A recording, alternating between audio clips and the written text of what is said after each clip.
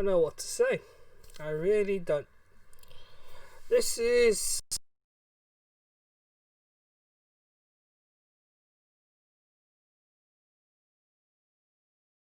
today.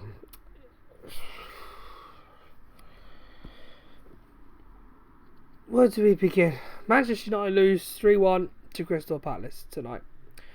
It's taken a long time to reflect on this result. Best part of 5 hours. Don't know what to say.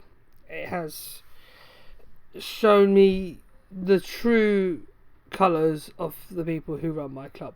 I don't often voice my opinions on the internet. I've done it before in front of a camera for fan channels, and people will have the option to do so.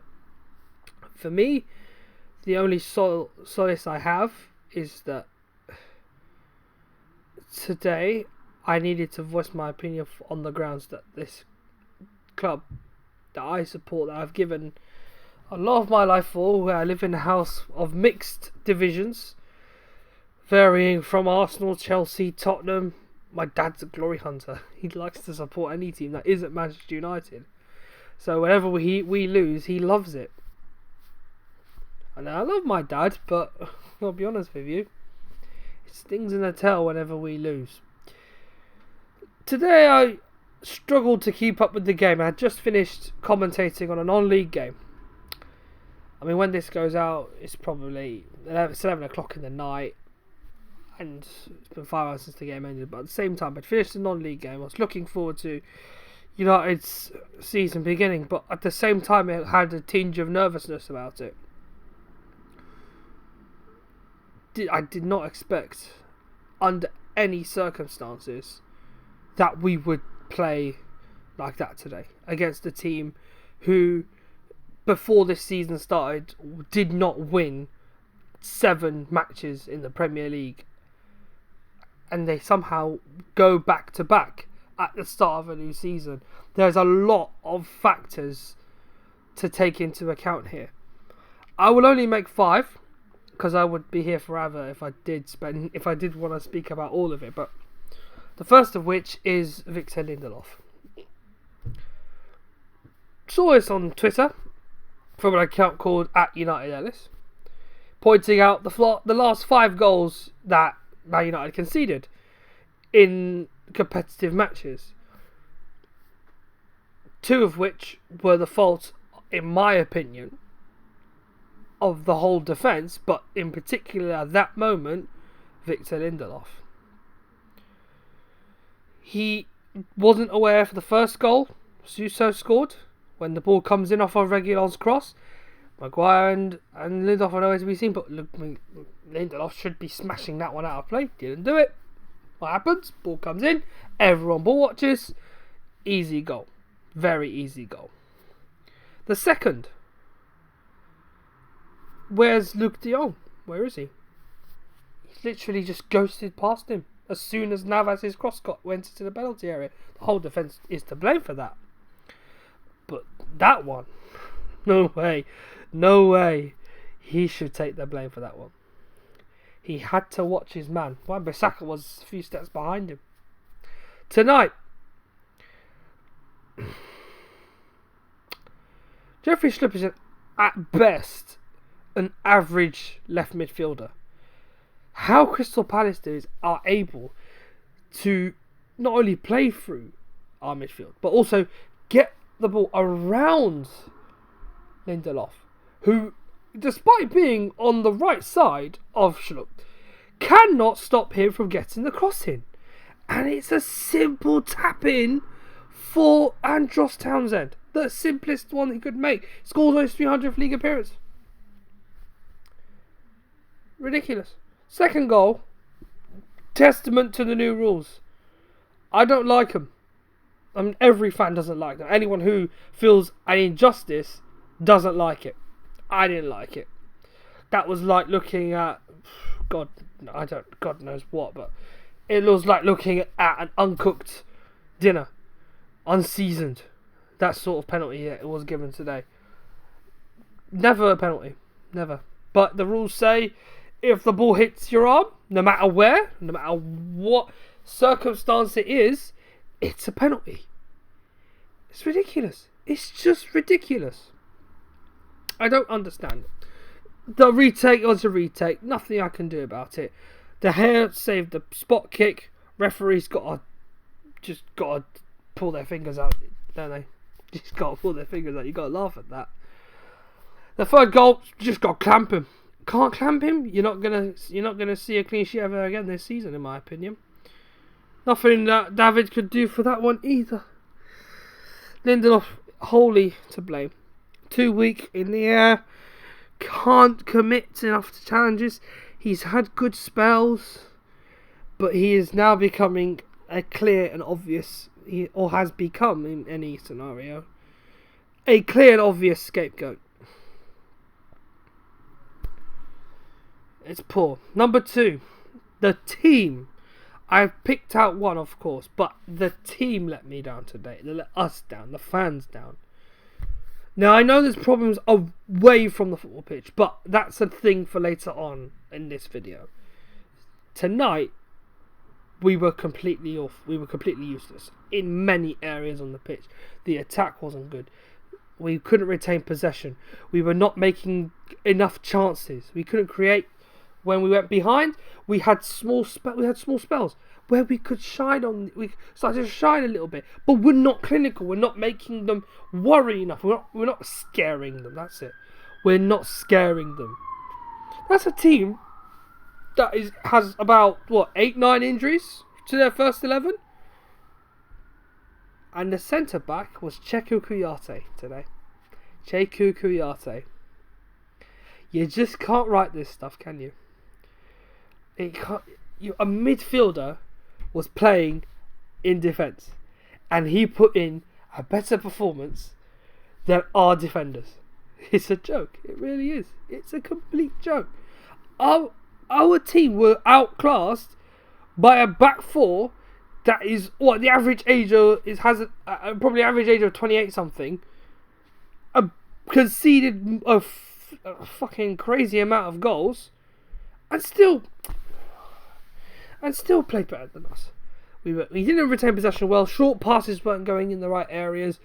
It's clear to see we missed players today. Those that made a difference in the games, the likes of Wan-Bissaka, I dare say it, Nemanja Matic. I for one was thinking he would have left in January because he wasn't getting game time. Now we see how essential he is.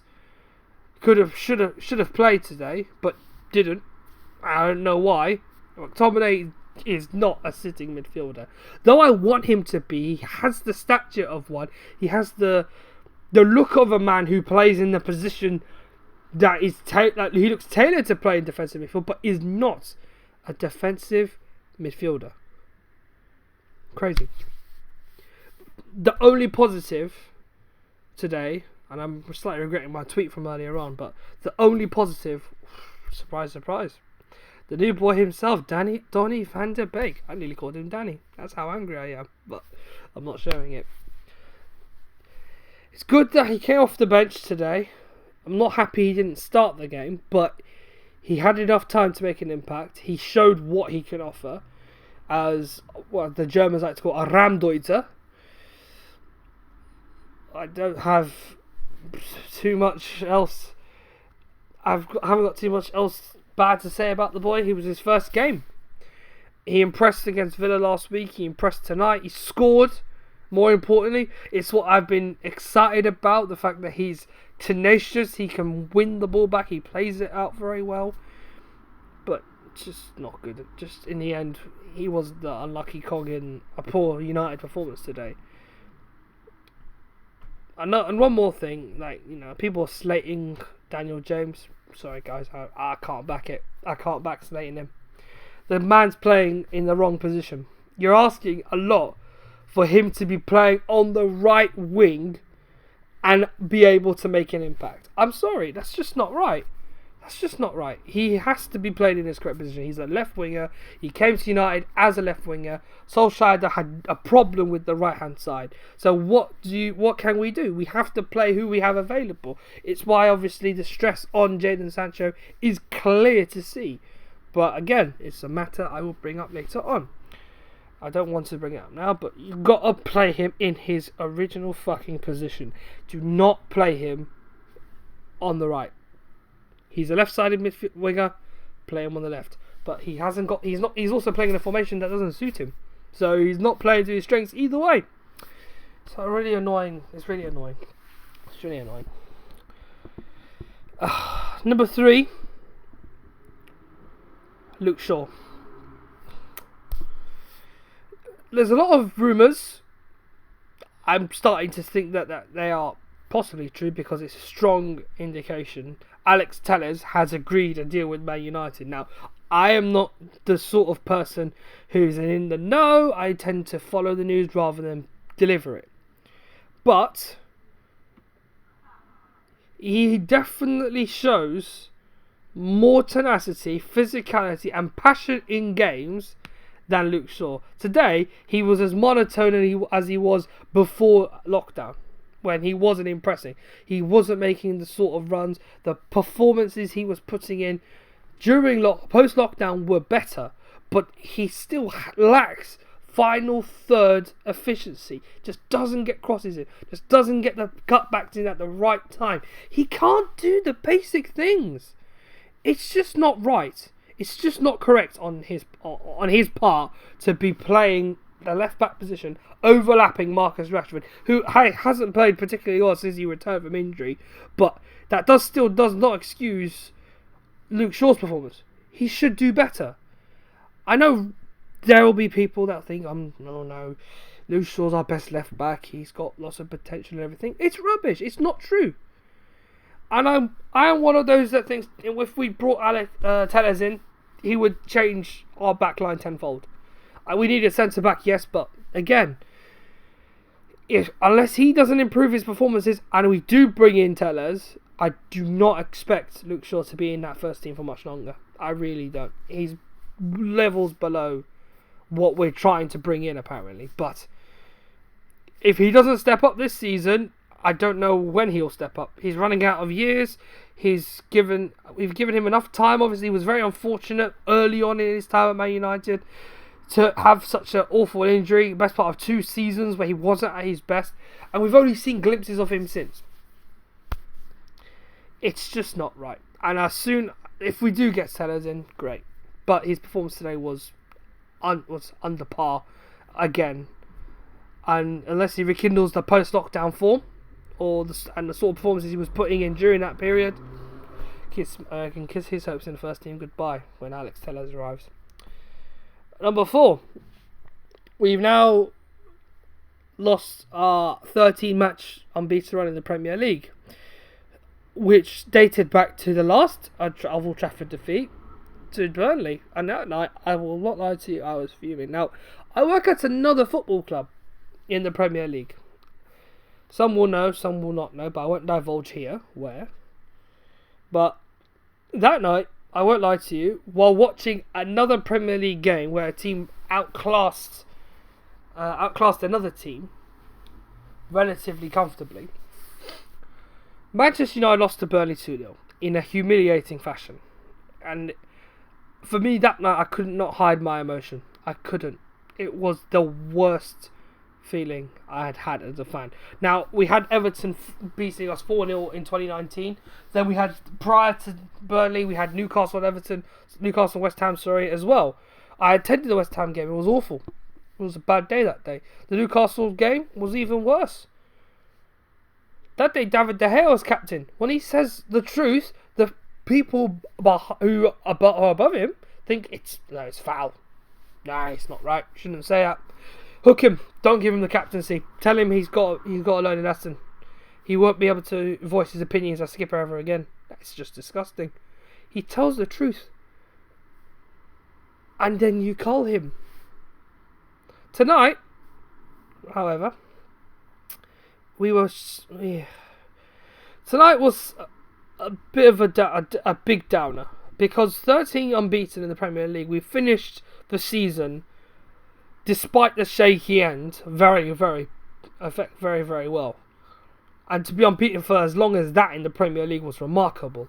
To suddenly go and throw it all away I cannot say it's a. I can't say I'm too happy about that. I'm not happy about it at all. Actually, it's not good.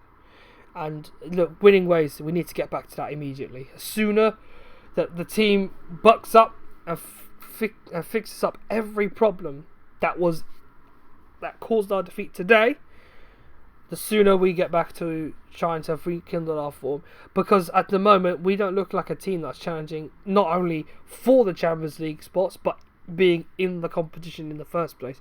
We're only in this on merit because of the luck we had on the final day. We should have wrapped that up long before the end of the season, but we didn't. And ultimately, that's what put us in such a stressful position, particularly not winning a trophy at the end of the season as well. These players were already under pressure before the season started. They're now under increasing pressure now to deliver while we don't have the correct sources. It's just not right. And they can't be thrown under the bus though. The fans can't be thrown under the bus either, which now brings me finally to point number 5. Forgive my French here, but our board are fucking pricks. And they're the biggest set of fucking pricks I've ever seen. I have been Ollie in since the day he became manager of Manchester United, post Mourinho's sacking following the humiliating defeat to Liverpool. When he came in, that team was in 8th place in the Premier League. We were unbeaten from that day forward until we lost to Arsenal by 2-0. He's been very conservative with his approach to talking about this club. And there have not been many people who have shown the passion, the care and the want to take us forward more than Ole Gunnar Solskjaer. Tonight I feel sorry for him.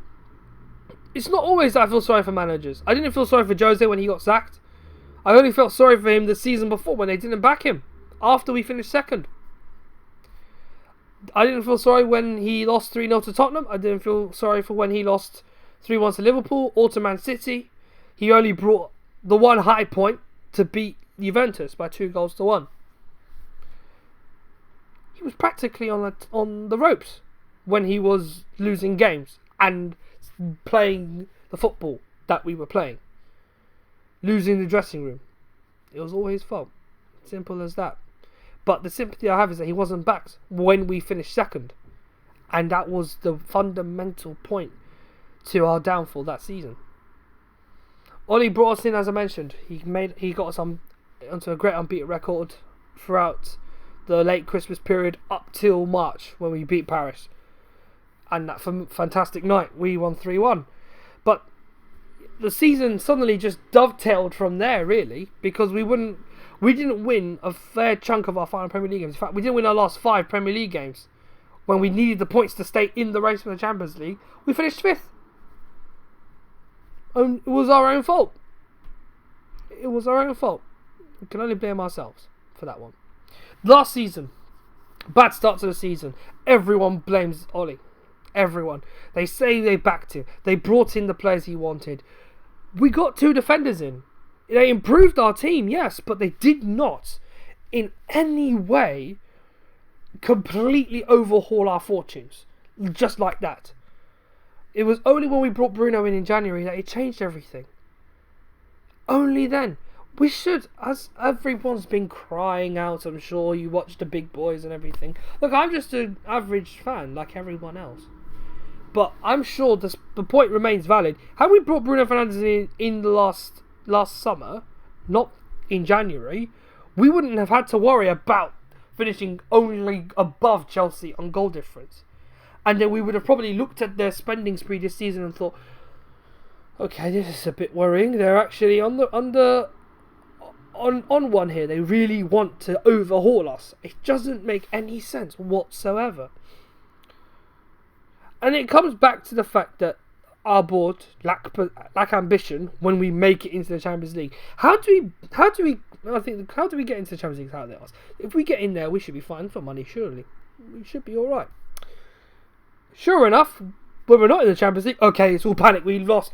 No, we're not in the Champions League. What do? We have to find a way to fund the club, survive. How can we get this? Can we get this boy in? Can we get that guy in? Look, we have to back the manager wholeheartedly. Why does it take us to be in the Europa League, to finish outside the top 4, to then invest in the club. Why does it take that long? Why? I don't know. It's baffling to me. It's the most common concept of any business in the world. You invest to improve your commodity. Your equity goes up if you invest a bit more sometimes. It may work for some, it may not work for everybody. It has a success and a failure. It has an error and some sort of, how can I say this? There's a level of error and success to this. But that still doesn't change the point. You should still invest in a successful company. Unfortunately, a company is what we are. That's all we are. A successful company. We're not a successful football club, which is what we were created to be. A successful football club. There have been times where I've been at my low. The lowest I've been was when Aguero scored the winner in 2012 to win the league for Man City. The day we lost in the Champions League finals in 09 and 2011 were low points as well. But the understanding feeling was we could recover from those things because we had a manager who knew what to do, who could somehow find a way of bringing us back from difficult situations. Any time we lost the title, he had a plan to try and get it back. We went 3 years without one.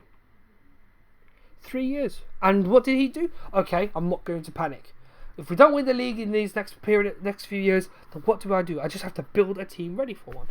Unfortunately, the Glazers took over in 2005, obviously on a mountain of debt. A mountain of debt through having accumulated loans aplenty from banks aplenty all over the United States and all over the world, just to pretend they had the financial capability to buy Manchester United. When they did, there was only really one clear and obvious sign to this. Nobody wanted them there. Nobody wanted them there at all. They believed, the fans believed, and unfortunately I was too young at the time to realise it, so a pity on myself for not being able to have known it when I was my best part of 11 at the time, the moment they took over our club. It was a pity on my part to not notice that at that time they were poison. And the strong support that became of the Glazers Out movement and the green and gold and everything was evident. I don't think it's been this evident for a long time until now, because with social media, with what they call hysteria, mass hysteria by the fan base, because of how relaxed they are about the transfer window, there's just no need to go after the fans. They have a right to be able to voice their opinion and believe in something. They're invested, whether financially or emotionally, in the football club. If they're not invested in that club, what are they invested for? What are they in there for then? What are they expecting? Just to give you money with a smile on your face and say, "Hey, here you go. Here's all my lots of dollars. Take it. There you go. Give me everything you have, and I'll run around and parade it around town." Look, unfortunately, when I was younger, I was a puppet. I fell foul of this facade that they're putting on.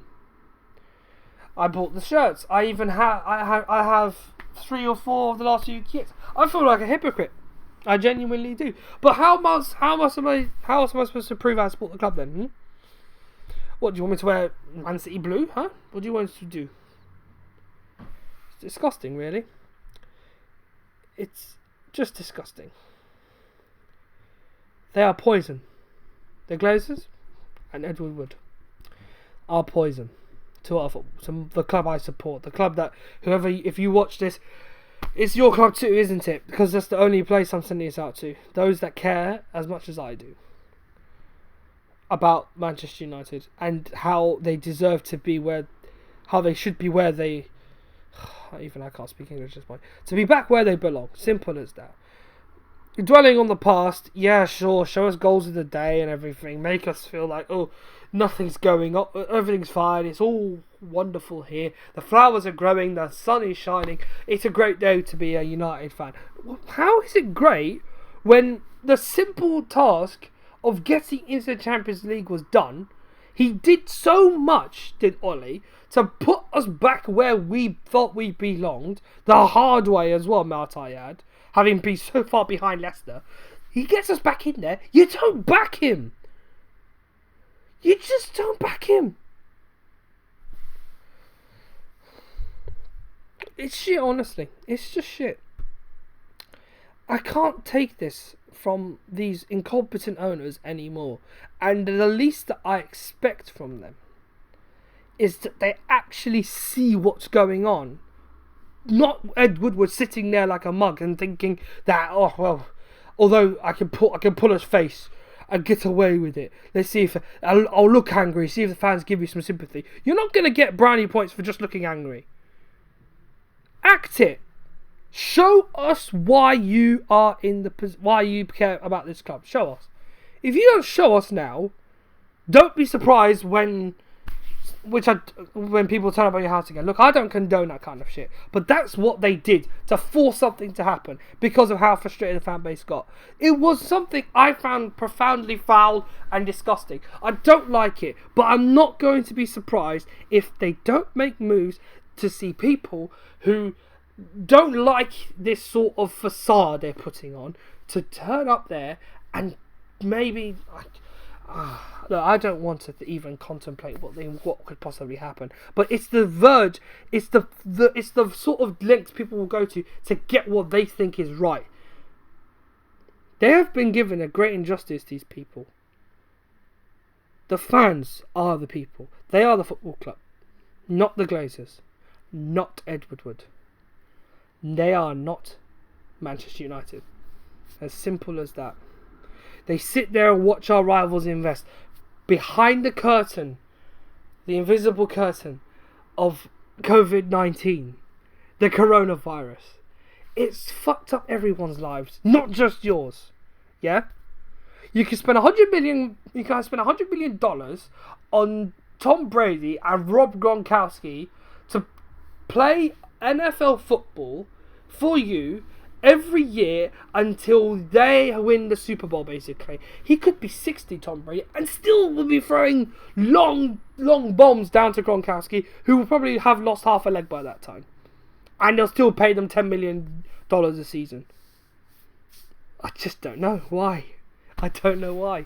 How is it they do that, and then when United need one player he won't change our fortunes in one season, but he makes a difference. When United needed one player to hopefully change our fortunes, that isn't Bruno Fernandes. Yes, Bruno Fernandes came in for what he was worth, and it was a great bargain. But here and now, the player we want is still in Dortmund, and his pal is trolling us on Twitter. How does that make sense? That does not make sense at all. We cannot handle this for much longer. They are poison.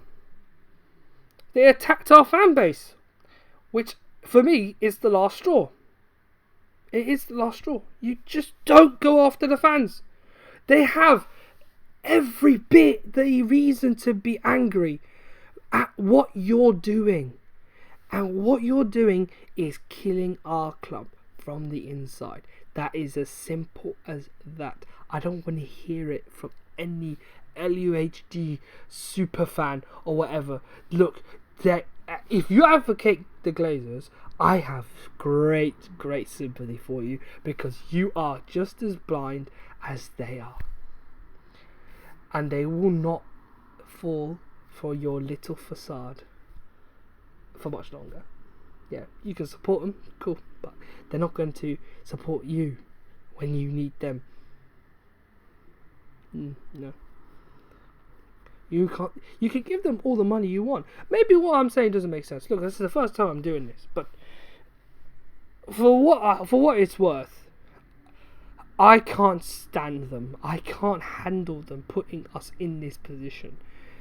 They have to act. If they haven't seen what's going on today, someone put something in their faces. Tell them we lost 3-1 today to an average Premier League team. Dare I say possibly a Championship team. But then no disrespect to Crystal Palace. Like I said, they hadn't won a game since age ago, before even the coronavirus was a thing. It was ages ago when they last won a football match. They've won 2 on the trot now. At Old Trafford. 2 years in a row they've beaten us at home. We're not supposed to lose to these kind of teams. No. We're not supposed to lose to them. But we have. And someone needs to show these pricks that they are killing our club from the inside. They will make as many excuses as they want. Nah, we don't have money. The coronavirus is hurting us. We can't afford these kind of superstar players anymore. They're still haggling over even the simple deals. The ones that you can make without even having to blink. You could look. I don't know how we missed out on 3 or 4 top class players in this window. We were targeting, monitoring, putting our the pin stamps that you used to get on the old iPhones, just pinning our hopes on that player, thinking that he can come on the cheap and the club will accept a stupid offer. These clubs aren't stupid anymore, okay? They have never been stupid. They've always known what they believe is the right price for this player. You can never haggle them. If they tell you this is the price, you must work accordingly and professionally to be able to make a constructive deal which will please both sides. They get the player, they get the money, we get the player. It's as simple as that. I play career mode a lot. Yes, I fall foul of this sort of thing. But at the same time, over the last few years, I have grown increasingly frustrated over the performance of these idiots when it comes to trying to negotiate the simplest of deals. Alex Telles for 20 million is a no-brainer. And somehow they still manage to fuck it up. I don't understand it.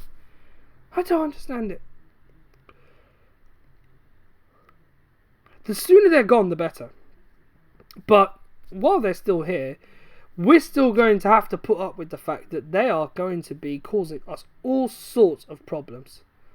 Hence the fact that today is an utter shambles.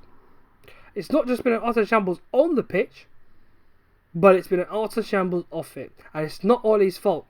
He didn't get the team right today, but in the grand scheme of things, it's not his fault. It will never be his fault. And to put it bluntly, as I finish this off, he has not been backed. And they should pay the penalty for not backing him. They have to start showing ambition, intent, and most importantly, desire to put us back where we belong. If they don't, they'll never see this, but read my lips. Show some passion, desire, ambition, drive, perseverance, anything you can think of to just get the job done. It's just right in front of you. It's sitting there. Go and get them. Bring the strength we need. Maybe you get some brownie points, but you're not going to completely overhaul the already out angry, I would like to say, mob-infused fan base. They hate you right now. Their fans hate you. You can't call them what you called them. It's not hysteria, it's called worry, fear, panic. They think we're not going to be good enough to come back to where we were once upon a time. Time to prove them wrong, eh?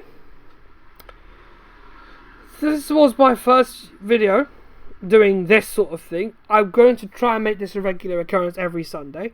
I don't expect millions of you to turn up all at once, but if you do like what you see, give us a like, hit subscribe for more. I've kept you here for half an hour. I'm sorry if I have. But to be honest with you, this wasn't even enough time for me to get all my thoughts out. So for sure, if you want another one of these, like, subscribe. If you could share it out too, please do so, because I'm doing this solo. It's the first time I've done this. I know it looks stupid. I know it sounds patronising that I am, just voicing my opinions in such an unusual manner. But please understand, I am in a very frustrated state right now about Manchester United. Life is fine for me, but the club I love is dying in front of my eyes, and it is a painful watch. So here's to hoping next week will be fine. I'll do one for Brighton. I won't do one for Luton. Too busy, I'm afraid. Doing commentary for that. If you are keen to hear my voice again, just find me on Saturday Night FC on Twitter and find out when I stream, when we do streams and live games for those. But until then, like, subscribe, share, all that good stuff. And I'll hopefully see you for the next one. But it's a sad day. But there's always a brighter tomorrow, I guess.